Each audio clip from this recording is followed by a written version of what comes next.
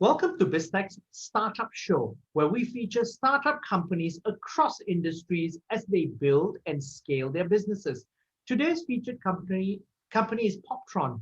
Poptron is a lifestyle social commerce platform that offers micro brands selling high quality, natural, and eco-friendly products and artisanal goods, which a platform that connects like-minded global users.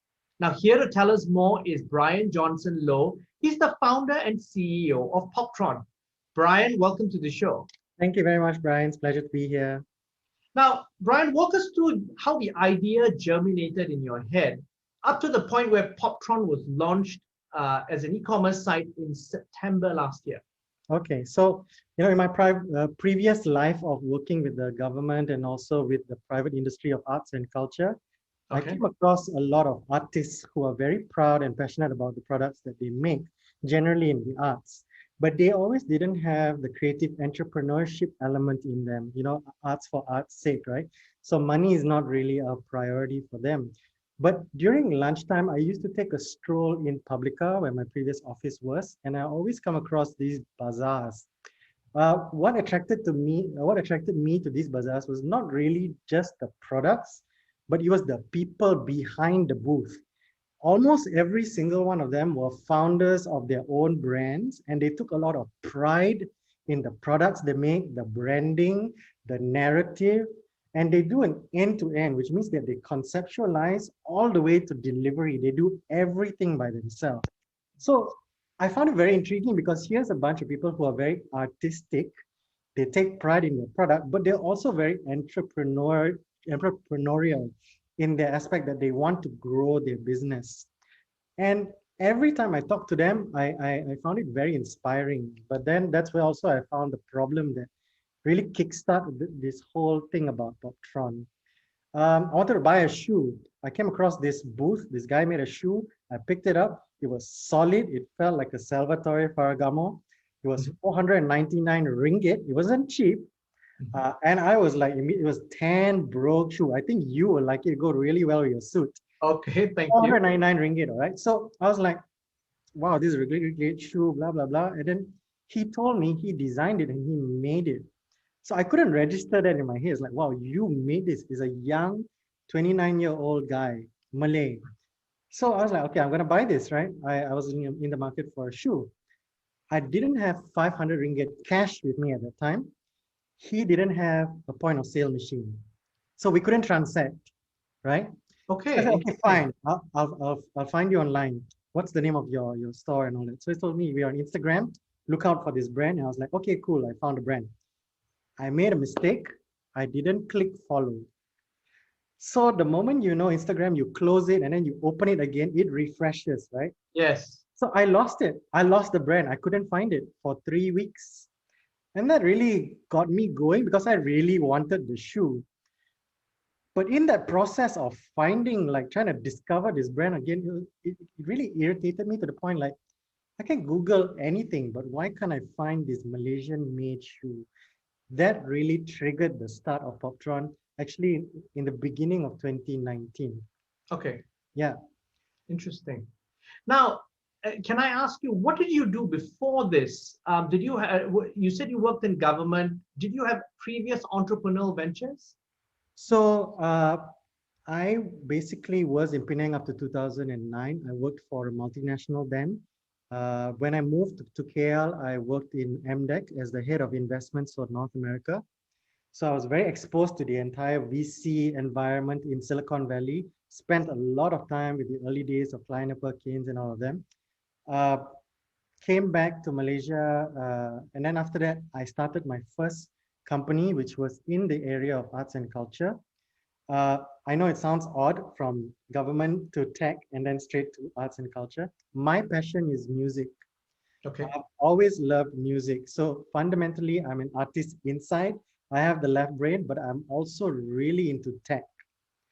I wanted to do arts and culture because I found that, Malaysia has a lot of artists, but not really great appreciation for that. So I could bring together my experience of working in the government, and they have a very unique way of working in the government, as you know, and my experience in the corporate to to basically bring together these three parties through an intermediary. So that was really my baptism of fire in entrepreneurship in the most difficult of industry, which is arts. I mean, if you can make it in the arts, you can make it anywhere, I tell you.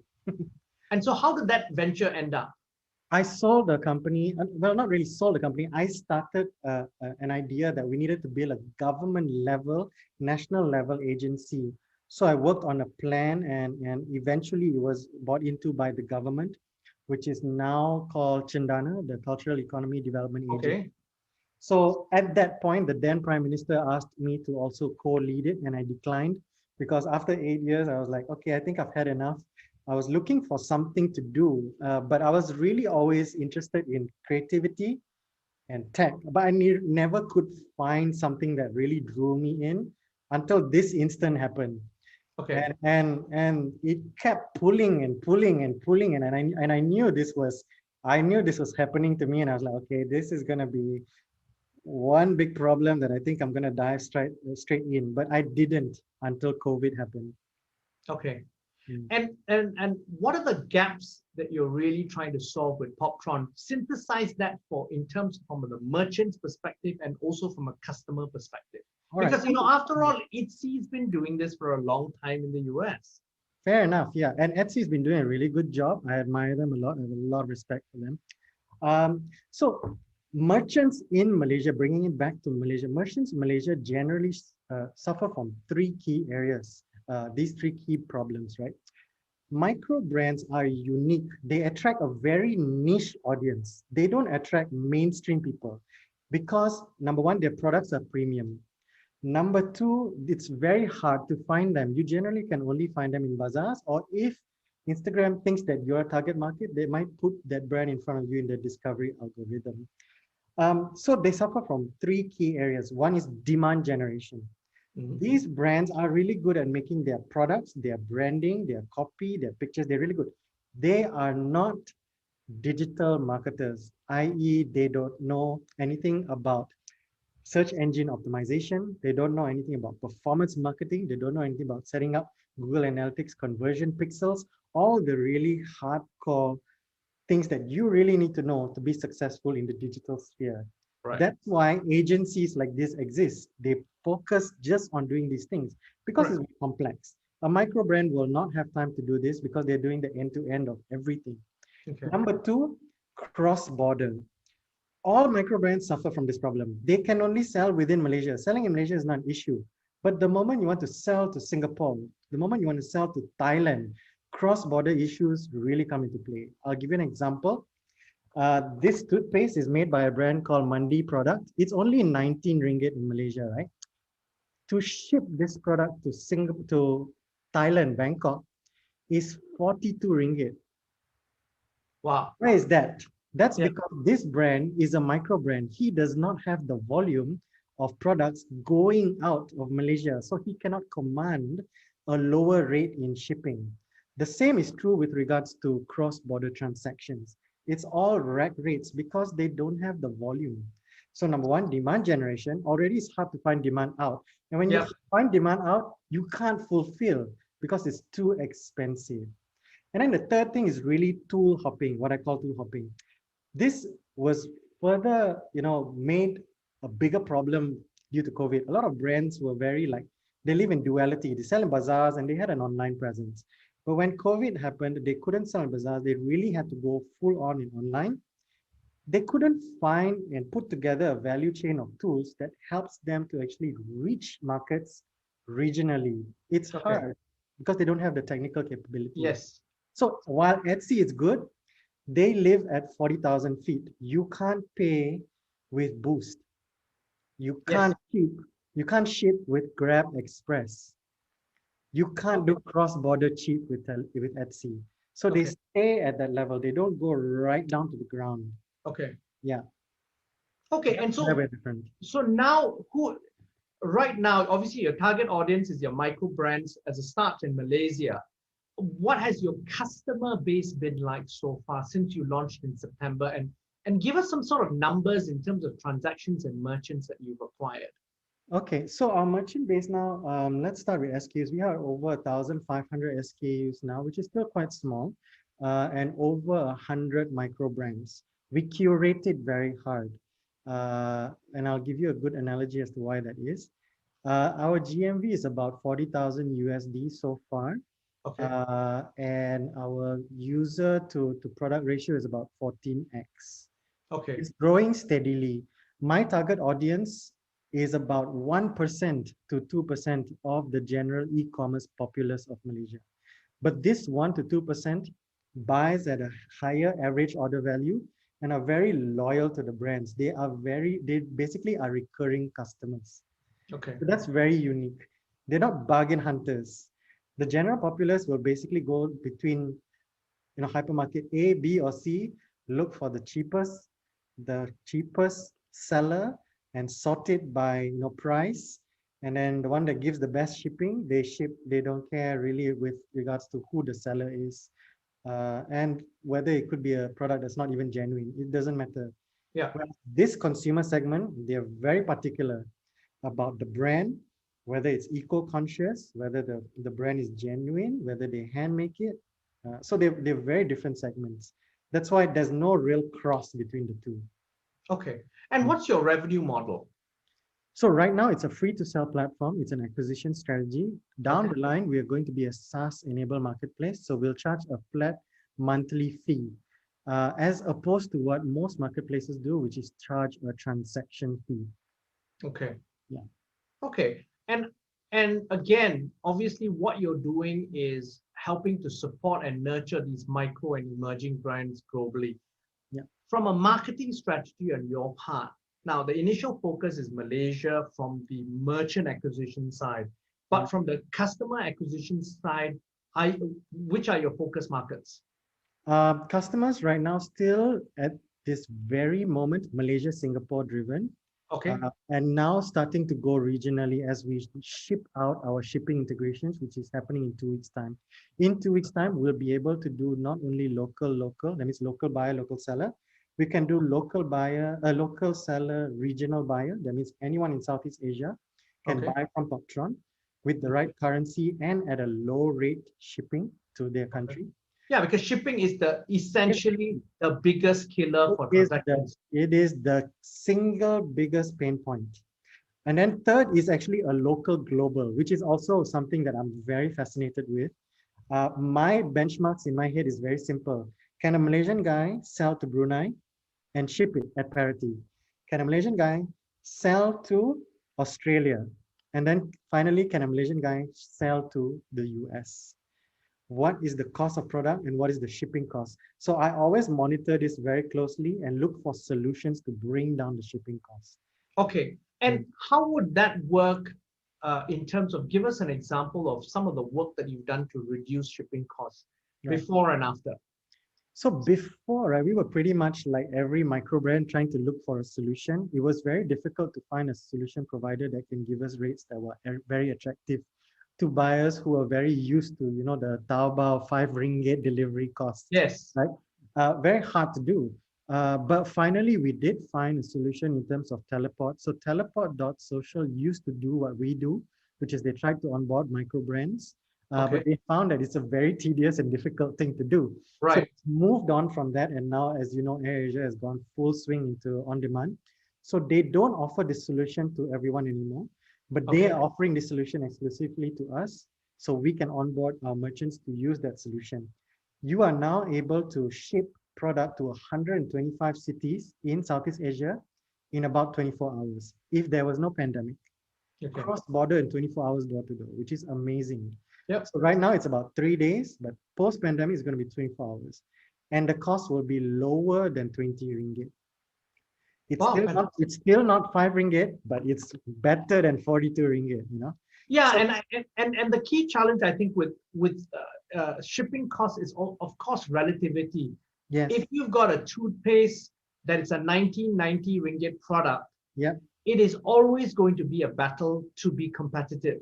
It is. But if you're a 499 shoe, and you're shipping, it is easy to be competitive if you've got the high quality product that you obviously fell in love with. And for you to ship it to the US, after all, it's still $99 US. It's a hand it's a handmade shoe. The artist made it himself. I would buy that. That's true. Not all products will be appealing, granted, and that's a fair point. But I think one really gold nugget, and I'm really dead set on this, is trying to figure out LCL shipments within the region first, because that lowers the cost dramatically, right? Could you tell us what the acronym LCL? Loose cargo. Okay. Basically, you're not shipping a container, but you're shipping just a cubic meter to Jakarta, let's say. So Okay. in the end, I believe Poptron will have to work with shipping aggregators who then will be able to place certain amount of lower quantities into ships and ship them around the world. These solutions exist, but not in a tech perspective in Malaysia yet. And also, what are the things Poptron will need to do is get to a certain level of volume. That's right. So that's why it's a chicken and egg, and the solution to this is both. It's not one first. Yeah, you have to be both at the same time. That's right, which is double my headache, and I love it, right? So we do acquisition at the same time we open the market. And our acquisition strategy is very interesting, and it helps us to do chicken and egg. What I mean by this is that the brands that we are on board are essentially direct to consumer brands. Right. They have their own following. If you open Mandi Products Instagram, you'll be surprised at the number of followers. So when we onboard the brand, we also onboard their followers. Correct. It's like a nice little toll situation, not 100%, but even if we acquire 10% at very relatively low cost, it's still aggregating this audience of DTC brands. So as we go into markets, we start to open up not only buyers, but also sellers. So your customer acquisition cost then will actually per unit will drop dramatically because you have the toe-on effect. Correct, that's right. So the benefit for a brand like, let's say, Mandi, is they do not need to do performance marketing. Once the customer of theirs lands on our website and checks out their product, the remarketing from Poptron happens, which is our cost, but still we get to ship this product. So then what's more appealing is if, let's say, the customer happens to be in Jakarta, they would not even have to set up that SEO. They wouldn't have to set up that whole cost of Instagram marketing, but they can now ship to Jakarta. That is super appealing to micro brands. It's not going to be appealing to a seller on the other e-commerce platforms, because generally the sellers don't really care. They're using a big brand anyway, and they're just trying to ship products at a small margin, right? It's the reverse for micro brands. They are vested in their product. So they want to sell outside of Malaysia. And the same is true around the region. When I spoke to merchants in Manila and Jakarta, same problem. They want to sell to Malaysia. They want to sell to Manila. They all can't do it. So there's about 600,000 DTC brands in the 5 countries alone with this problem. And that's a $1.6 billion addressable market. Nobody's doing it. Fair enough. But there's a lot of execution risk here, Brian. I mean, based on what you've told us, one of the things is, as you said, Teleport originally started Teleport Social. So they already saw the addressable market as being large enough. This model can be copied quite easily, and you could have very quickly, the moment you have some traction, competition emerging from a large platform like Lazada. By basically just opening a section that mimics your offerings and competes with you directly. Absolutely, that's fair, and it could happen. Compete with them. So it's a fair point, and it has happened actually. Luckily, you brought that up. There is a good case study in the world's biggest e-commerce platform. Amazon has a section called Amazon has Handmade. If you look at Amazon has Handmade, everything sounds right. It's artisanal, they value the maker, the narrative of the story of the product is coming out more than the product. So they're doing everything right, but you don't hear anything about it. Why is that? That's because the community that supports these brands, they can sniff out a capitalist who's just trying to go into a different market. Shopee, Lazada can absolutely turn this on tomorrow, and they can absolutely be my competitor, no doubt. But the market segment that they are talking to are discerning individuals. People so they would support you. So what they would support you because they understand, again, the whole idea of their consumer purchasing That's right. mindset, The psyche is artisanal focus.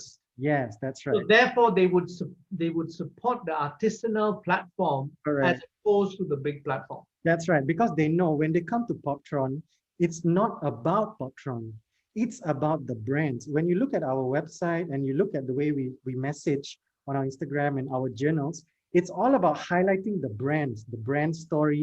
Why did they start this? Who are the founders? Where are they going? What are they going to do next?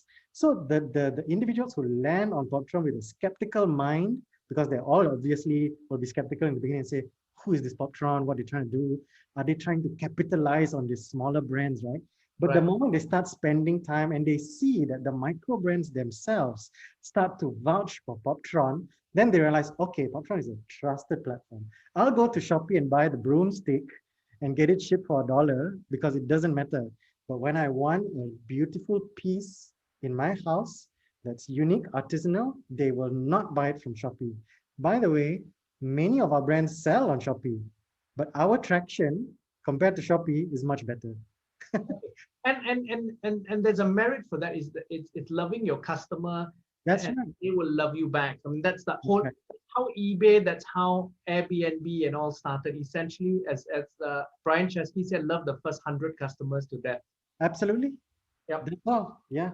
And if you look at what our mission is very simple. It says it right there. So we want to foster a community that loves and appreciates emerging brands, passionate creators, and their amazing products.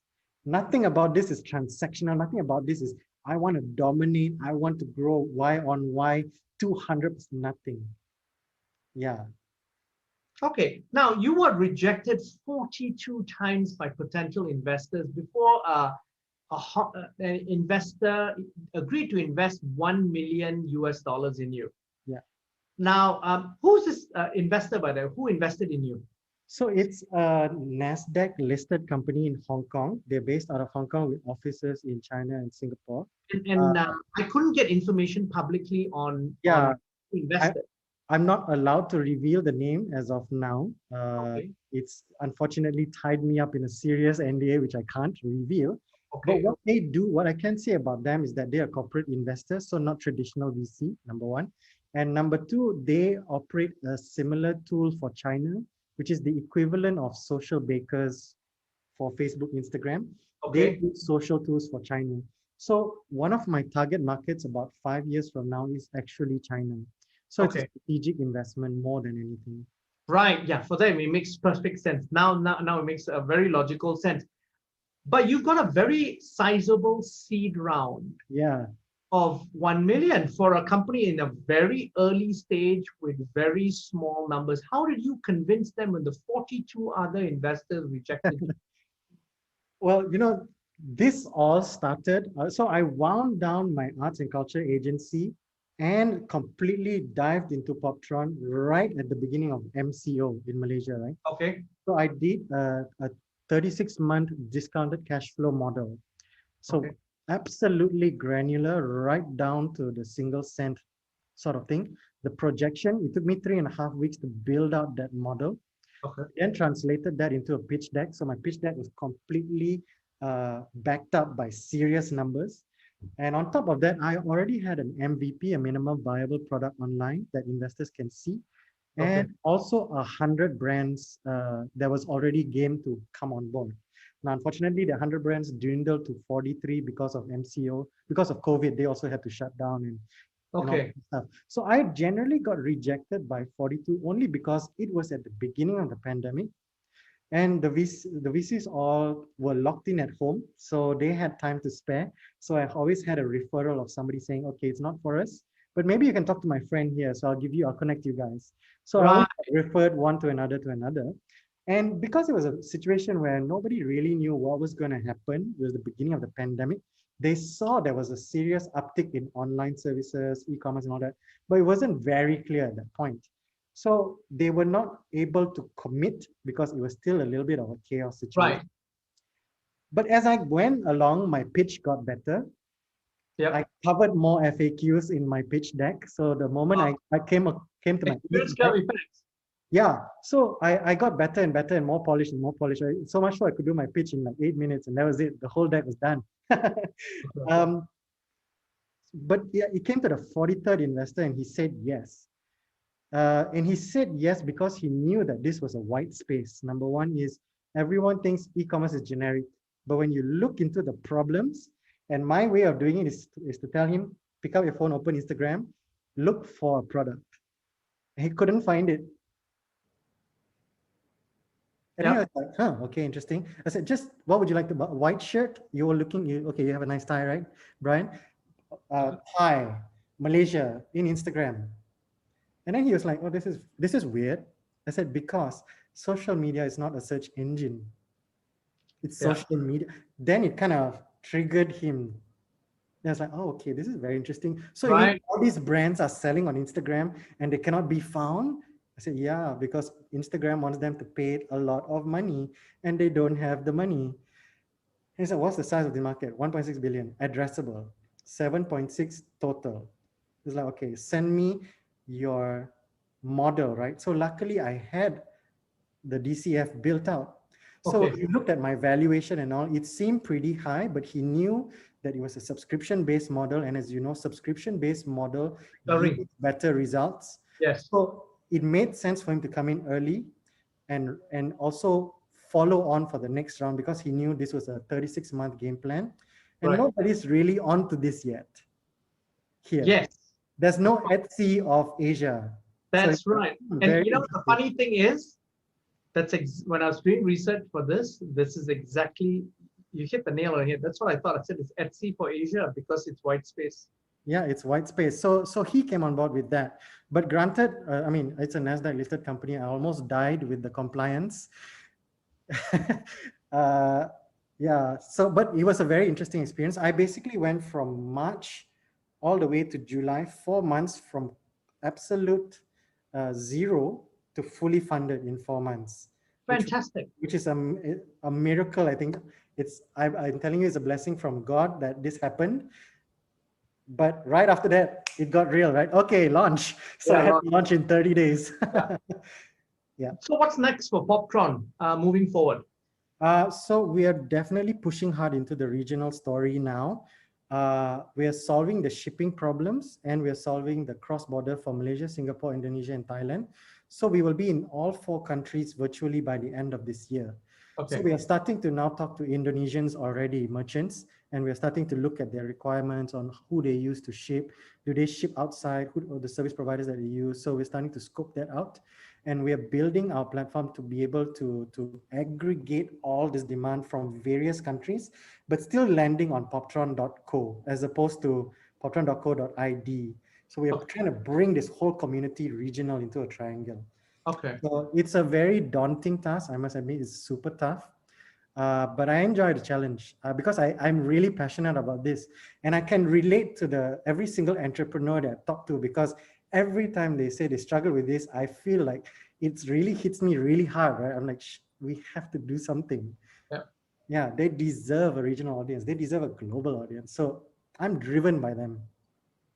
Brian, thank you. It's been fascinating having a conversation with you. Thanks for sharing. My pleasure. Thanks a lot, Brian, for your time. I'm Brian Fernandez, and I've been speaking to Brian Johnson Lowe, the founder and CEO of Poptron on BizTech Startup Show. This video will be on our Facebook and LinkedIn sites, as well as our website, www.biztech.asia. Please subscribe or like our various platforms.